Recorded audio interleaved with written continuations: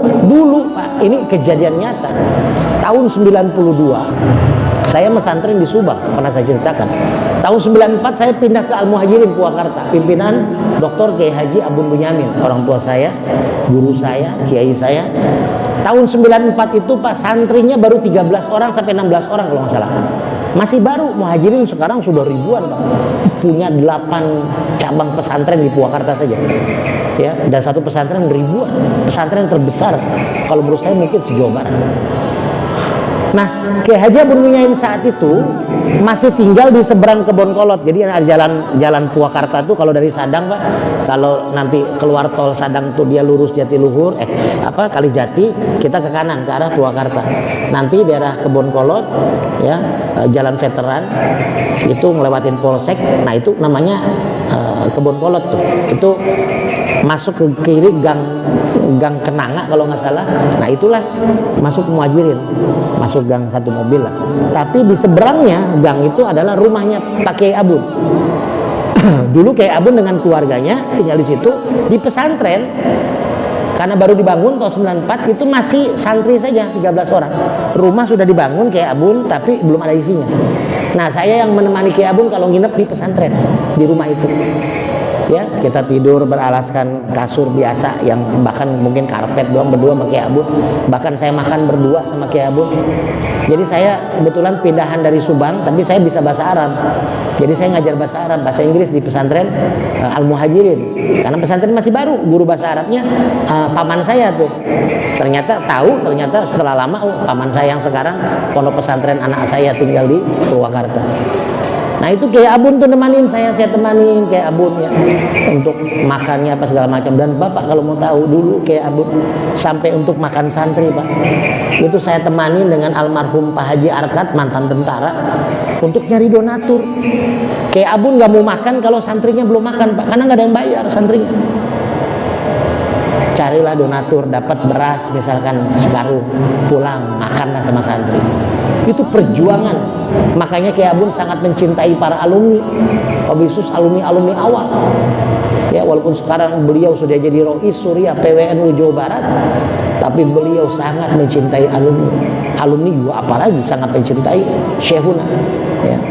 Nah, perjuangan Kiai Abun waktu di Purwakarta Pak, itu pesantren ini pesantren kan giatnya kan giat ibadah. Nah, ini salah satu donatur utama yang membantu tenaga, bahkan tanah rumahnya pun dijual di pesantren dengan murah. Ya, almarhum Pak Haji Arkat, orang tua saya juga. Itu beliau mendedikasikan hartanya, tenaganya untuk pesantren. Tapi ternyata masih ada di belakang pesantren itu para penduduk yang suka melempari batu ke pesantren. Jadi kalau malam itu saya menjaga, kebetulan saya tahun 95 menjadi Rois Am pertama kali di pesantren Purwakarta diadakan Rois, pemilihan Rois Am. Kan ada Rois, kalau Rois itu pimpinan ketua santri laki-laki. Kalau Roisah pimpinan ketua santri perempuan. Kalau Rois Am pimpinan seluruh santri laki dan perempuan. Tahun 95 saya masih baru setahun di sana, masih kelas 3 sanawiyah ya. Lalu dipilihlah 3 orang calonnya, saya, Budi Solihin, dengan Kang Marfu. Kang Marfu sekarang jadi mantunya Kiai Abun. Nah, saya terpilih menjadi Rois Am pertama kali tahun 95.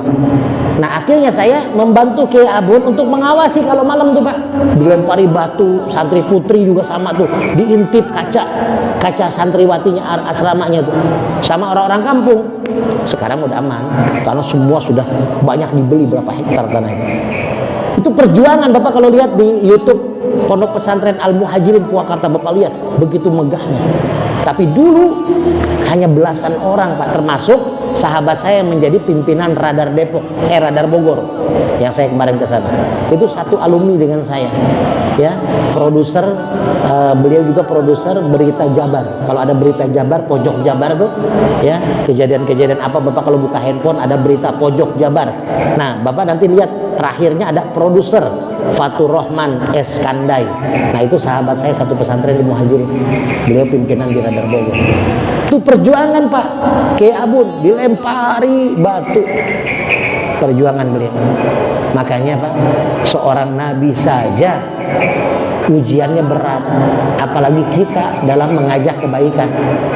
Ya, kalau ada ustadz yang, aduh saya udah ngajak jamaah tapi segini-segini terus, ya nggak apa-apa Pak. Kan saya bilang, ini yang hadir mungkin nggak lebih dari 20 orang, tapi sesungguhnya tempat ini, masjid ini penuh dengan malaikat.